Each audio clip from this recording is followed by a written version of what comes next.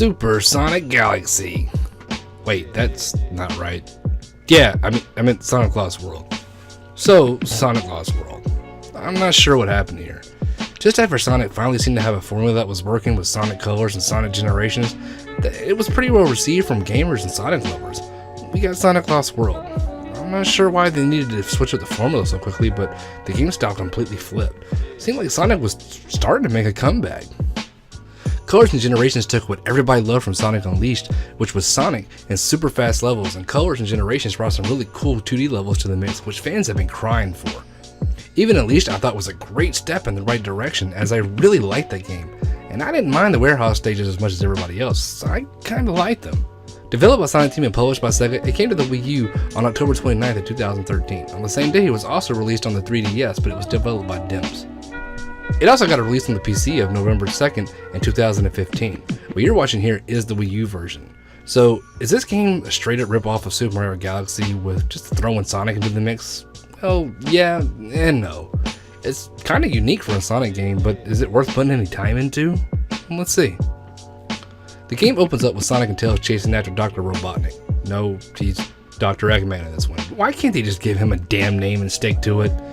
Anyway, Dr. Eggman is carrying a capsule full of animals and Sonic and Tails are trying to free them. In the midst of it, Dr. Eggman ends up shooting down Tails' plane and they are forced to land on a mysterious island in the sky that ends up being the Lost Hex, or as they call it. After landing, Sonic and Tails take off exploring the island and uncover that Dr. Eggman is back at it again and using the animals to power his robot army, as usual. And there is a race there also called the Zeti. There are 6 of them, and I don't know if Dr. Eggman names of this or they just collectively named themselves, but they are called the Deadly Six. It seems they're all working together and using one of Eggman's machines to suck up energy from Sonic's world, draining it of life to help power up Eggman's army. Sonic and Tails later get the jump on them and find out Eggman has in fact enslaved the Deadly Six, and he's using some kind of horn and he's making them do his bidding. Sonic rushes in and thinks that he is saving them, but not realizing that he only has made matters worse, as now the Deadly Six have turned on Eggman and want Sonic dead, as now they want to use Eggman's machine and use it to power themselves up, and completely destroy Sonic and Eggman's world. Sonic and Tails must now team up with Eggman to find a way back to Eggman's base of operations and shut down the machine before the world is completely drained of energy. Sonic must not only deal with Eggman's army, but also deal with the Deadly Six, who have apparently become obsessed with Sonic. And there you have it, another Eggman trying to take over the world scenario, things backfire and having to team up with Sonic to prevent the world from being destroyed. This isn't every Sonic game, but it seems to be just about every other one. There is absolutely nothing you haven't seen here in a Sonic game as far as the story goes. It's pretty much the usual at this point. The Deadly Six all have their own personality, which is different, and I thought it was a really cool idea. However, every time I see them, well, I see these guys. So that's how you want to play it, old man? No dessert? Oh, sure. We'll eat our dinner right after you eat this. Right. Here comes an airplane. Oh, airplane. We got an airplane, everybody. The story was, well, too kid-friendly. I mean, it was so cringeworthy. I mean, just watch this. I know the perfect spot to take care of you. That's funny, because I know the perfect spot to kick you. Or, I mean, even this. That's horrible. Oh, I don't know. Being a robot's not so bad. From where I'm sitting, it is a nightmare. Who thought that putting this bucket brain's head on me was a good idea? I don't even think kids would think this stuff is funny or humorous in any way. The voice acting, however, Sonic sounds like, well, Sonic. He sounds exactly how I would think Sonic is supposed to sound. Eggman, the same thing. But everyone else seemed to just be trying too hard. The stupid comebacks from Sonic, Eggman's robots trying to make it funny, and the threats made by the Deadly Six and them all basically being confined to being a one-dimensional villain. Like, take this for example. There's a big one that he likes to eat, and yeah, that's pretty much it. Everything he has to say is about eating. Who are you calling fat? It'd be fun to have your little buddy scramble you like an omelet. Omelet. It's stupid, very stupid, and all the other ones have their one thing and they stick to it. Every time they push more of this, I was really disinterested, and I could honestly care less. as all of it combined did nothing for me. But at the same time, I really tried to put myself in my shoes as I were as a kid. Would I have liked this then? Would kids like this now? I honestly don't think so. I think it was way too corny, even for young kids. Moving on. First impressions as I was thrown at the first level was, meh. It wasn't terrible. I can tell there was some effort put into it, but it just seemed so, well, Mario Galaxy-ish. The level design seemed to be heavily inspired from many other games, not really giving it its own identity. No smooth transitions in levels, where if you're finished on one part of the level and the level is ready to move on to a different part, you're just there. The screen goes black for like a second and it's like, okay, hey, Sonic's here, let's start it over. Unlike other Sonic games where you would jump into that section from the level or bounce into it, it would seem all seamless. And they're all the same level and they look alike, but they're just separate sections and combined into one. Something else that really threw me off was this level. It's supposed to be in a desert. I don't know if someone was inspired to maybe make a different whole level scheme and decided to use a level out of the scheme of levels that just didn't make it, but you're in the desert world and now it's called Desert World, and I don't know, you're just in fucking Cookie and Brownie Land. It was just a weird design choice and it didn't fit in at all. Sonic, Tails, Eggman, and the Deadly Six, although they seem very uninspired and not so creative looking, all do look pretty good. Sonic in particular, as during some of his cutscenes, you can see the texture in Sonic gloves. I don't know why, this just stood out to me. It looked really good. No level really stood out to me, as everyone here just seemed to be so much more of the same.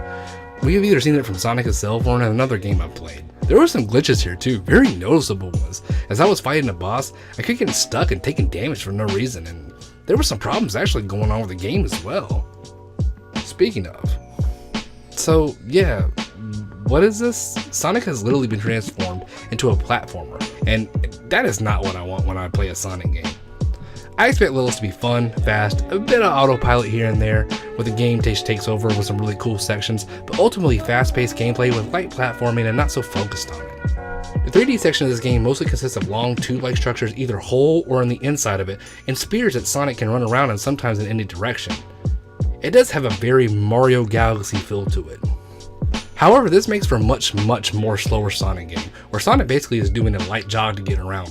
In order to make Sonic actually go fast, if you call that fast, there is a run button, and it can make Sonic speed up, but this is hard to use in most levels, and they're designed because it's meant to be more precise with your movements and where you will land. There are also 2D sections, which makes this feel more like a Sonic game.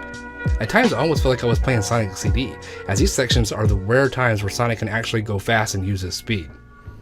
Sonic can jump, spin dash, and run, which I won't lie, I really like the Sonic run animation of his legs moving in that figure 8. I always thought that's how it should look.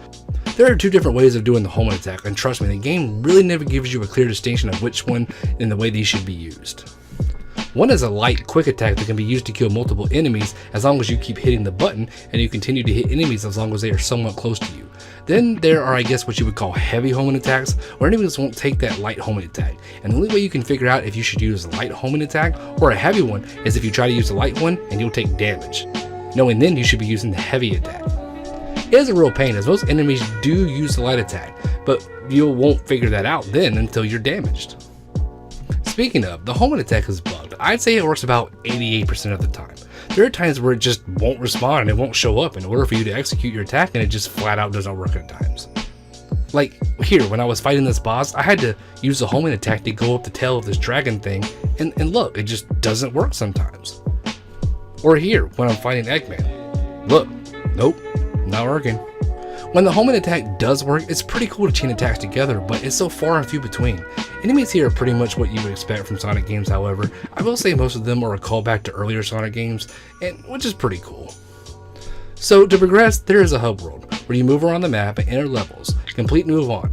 However, there is an emphasis to kill enemies and open hidden or non-hidden capsules and levels, as you need to rescue as many animals to open at the last level in every hub world, which a lot of times would make me backtrack and have to play levels over and over to progress sometimes. There is little mini games that help you get animals, but I never seem to have enough. As far as boss fights go, I think what they did here was kinda cool and clever.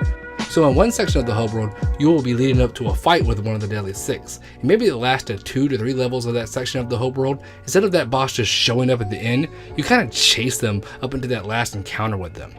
I think it was a really cool idea, as sometimes they interact within the level and talk smack to you as you're on your way to take care of them. When it actually is time to deal it out with one of the Deadly Six, it's usually a bleak affair. Most of them are just pushovers and can be dealt with in some cases less than 1 minute. Some are just difficult as they don't give you any idea of what you're supposed to do, and when you do, it's pretty simple stuff. The game can be challenging, but in a simple way that it's just like how other Sonic games are. You don't know what's going on until something pops up or a platform disappears, etc, unless you played that level before. It's more frustrating than hard as glitches and the game not working in the proper way with little to no information on how certain things work made it almost a chore to play. All in all, when I first got going with Sonic Lost World, I thought it was kind of a unique way to play a Sonic game. But after an hour or two, the level design just seemed to repeat itself over and over and seemed to just have this different coat of paint on different levels to make it feel different. I think Sonic Lost World could have been great, but ultimately it unravels as it's a new idea for Mr. Hedgehog, but it seems so inspired and borrows too heavily from other games. There are a few cool sections of the game, but they're so outweighed by the times it was just going through the game to, well, get to the end and finish it.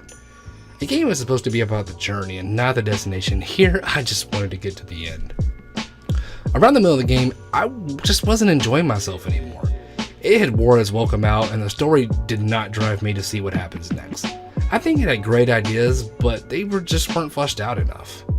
So if you're a die-hard Sonic fan, yeah, you have seen worse. So what's here is not unplayable, it's not terrible, just another less than average Sonic game.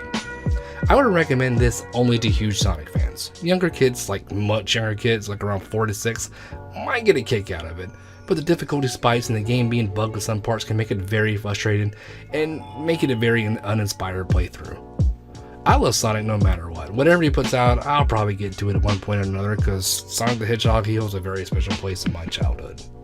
If not a huge fan of Sonic, yeah, pass. There are plenty of other Sonic games and other games period that just deserve more of your time. My playthrough was about 8.5 hours or so, and I would say maybe 2 of those hours were pretty enjoyable times. Unless this game is around $5 or $10, I don't think it's worth more than that. I paid close to $20, and I think that's still a little overpriced for what's here. So this is Kamikaze Soundwaves. As always, thanks for watching, and I hope you enjoyed. We'll see you next time. Later.